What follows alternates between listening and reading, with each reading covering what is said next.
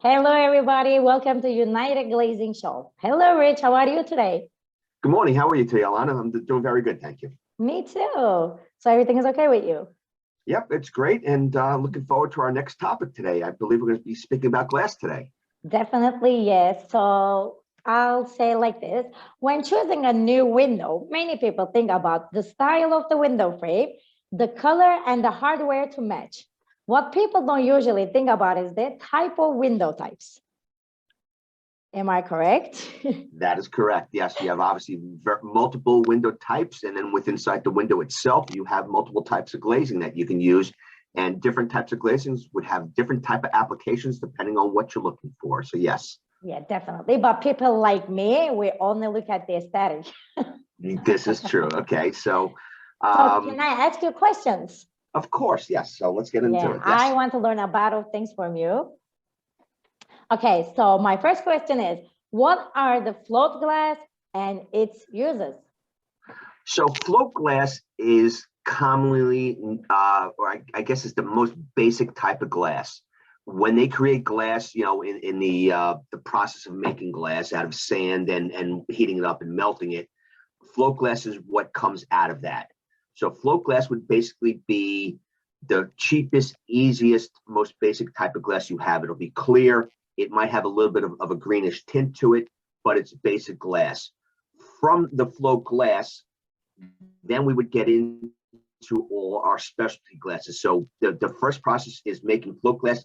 And then once you have float glass, then you could create different types of glass from that initial float glass. Float glass would be made into sheets. So large manufacturers would have sheets that are roughly maybe 10 foot wide and maybe 20 foot long. And out of that, then you could coat the glass, you can heat the glass, you can temper the glass, you can do all different things to it. And then you can cut it to size to what you need. But float glass would be the most common or basic type of glass that there is that you will create and derive all your additional or different types of glasses from. So it'll be a base to build off of. So we can say like that the float glass is the main glass of the glasses. That is correct. It's the most basic. It's got, the least amount of performance, the least amount of characteristics, and least amount of most standard type of glass that there is, I guess, is the easiest way to determine. Okay, so what are the most common types of glass? Where do we usually use insulated glass, monolithic glass, and laminated glass? Right, so the most common types of glass you have, which you spoke about, is float glass. So float glass would be in a cheap window, in a smaller, maybe, I guess basic windows like house windows. If you're gonna go to your local hardware store, handyman store, you're going to buy a cheap window that they just manufacture very quickly, and they'll put float glass in that. Now, like we talked about earlier, float glass is the basic glass. Now, from there, you can make float glass into an insulated unit. An insulated unit would be two pieces of float glass that are hermetically sealed to each other with an airspace in between, which is going to probably more than double the performance of the glass. So if the main point of a window is to give you a visual aesthetic from inside your building to outside your building. If you have a single piece of glass, a single piece of float glass there, let's say it's 3/16 of an inch thick or 6 millimeters thick, and you look through it, if you have cold on the outside and warm on the inside, you only have that 6 millimeter worth of distance that's protecting you from the cold, the difference in temperature between the interior and the exterior.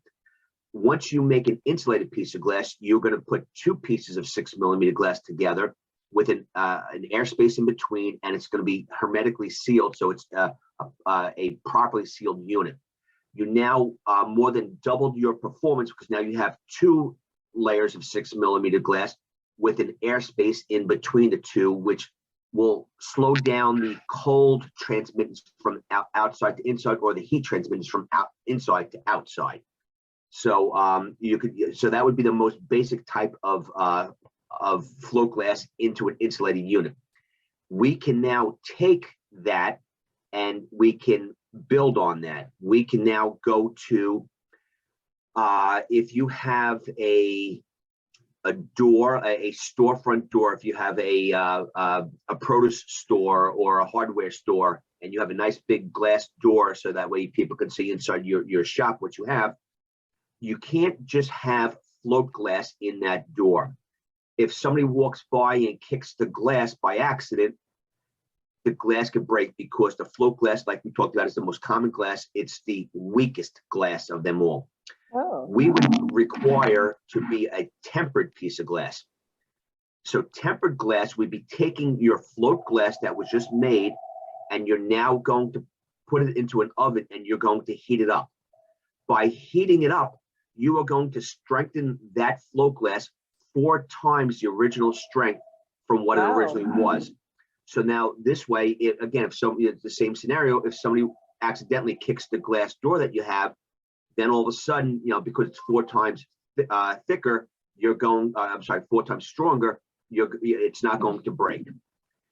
Also, if you do break a piece of float glass, you would get jagged shards coming down. If you have tempered glass and that breaks, again, it would take a lot bigger of a force to break that glass. It will break into little baby pebbles. So it's going to be safer. So when it breaks, you're not going to have those shards that could, cut or injure somebody. So it's a safer glass that way. We also have tinted glass. So now if you have, again, the same store, and and it's facing south for argument's sake, and the store owner has a bunch of sunlight coming all day long. It gets the glare. Okay, you got too much glare coming in. You're able to tint glass. So you could put a hue to it, where it could be a green hue, a bronze hue, a blue hue, and that will help dissipate the sunlight and the brightness coming in. We could also laminate glass. Laminating glass is taking, we had earlier spoke about insulated glass, where you have a piece of float glass and airspace, and a second piece of float glass with which is hermetically sealed together. A laminated piece of glass is where you're literally going to take a piece of float glass, you're going to put an interlayer, a plastic clear interlayer that's generally 3/1000ths of an inch. I don't know what the millimeter equivalent of that would be, or 6/1000ths of an inch in between. And then you put a second piece on it. So you basically think of it as a glass sandwich for to put it in the simplest terms. Piece of glass, an interlayer, a second piece of glass. You stick it in an oven, everything heats together, and it now becomes much stronger. I believe we had touched on laminated glass in an earlier section. So basically, think of laminated glass. If you break it, if somebody comes by, again, kicks it or hits it, or a rock or something, or a baseball or a ball hits the glass and it breaks, because you have that piece of plastic that's inside the layers, it's acting like a glue that will hold the pieces together. So you'll break it, it'll shatter, but the whole assembly stays together. So you'll see laminated glass in a lot of high impact areas or places where you need to have some type of resistance, such as a car windshield, a skylight. I believe that's where we spoke about it previously, with skylights, because it's overhead. If glass breaks, you don't want to fall on your head. So the lamination will hold it together. Wow. We briefly spoke about insulated glass. Now, insulated glass also, you can do, when I just talked about, you have a piece of, and I'm talking commercial applications, where you have a 6mm piece of float glass, a hermetically air-spaced, a second piece of 6mm glass. You could actually go to a triple layer glass, where you have 6mm airspace, 6mm airspace, 6mm, and you're going to now more than triple your performance. You'll see that in maybe very cold climates, where you need to have a higher performance. So you can change the air spaces between the pieces of glass. So if you have a certain pocket cavity that will only accept a piece of glass that's so thick, you can change the air spaces.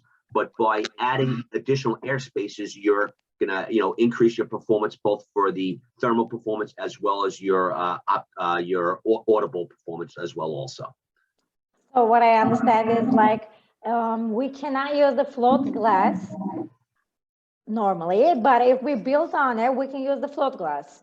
Yes, correct. You can certainly use float glass.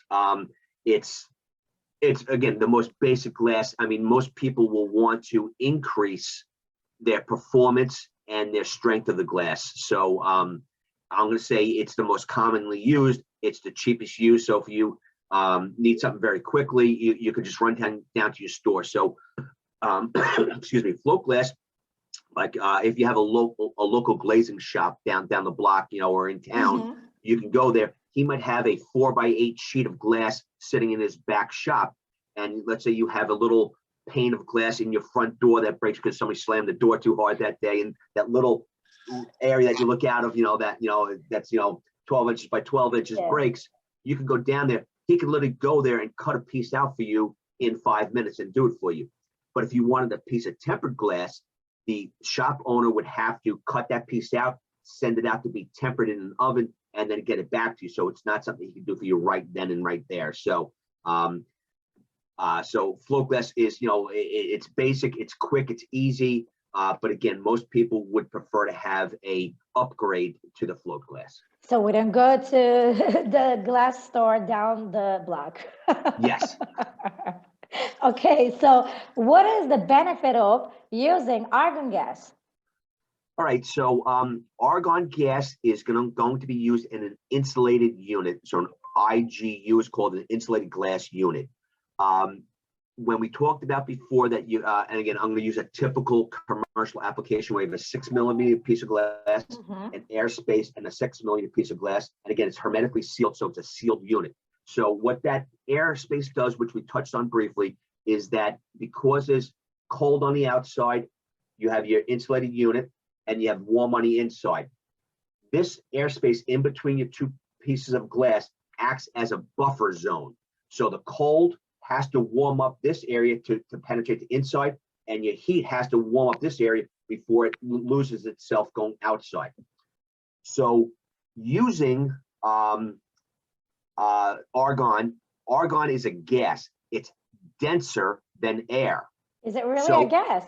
Yes, it's a gas. So it's actually, so when you hermetically seal the unit together, they leave a tube in there and they actually pump they'll pull the air out and pump argon in, and then they'll seal it afterwards. So now you have a denser gas that's inside that hermetically sealed unit.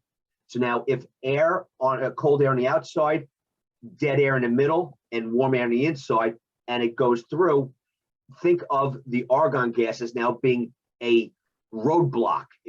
Even though the dead air wasn't roadblock, now it's a bigger roadblock because it's denser. So it takes longer for the cold air to get inside, or longer for the warm air to leave your house and go outside. So it enhances the performance of the IGU insulated glass unit. So that means that argon gas is really important. Yes. Now, again, you go to your local home shop and you'll buy a replacement window. They'll just have standard glass with an airspace in between. So this would be an upgrade. So again, so now you're taking something that's better than a monolithic glass window. You now made an insulated glass window. And now if you put argon in there, you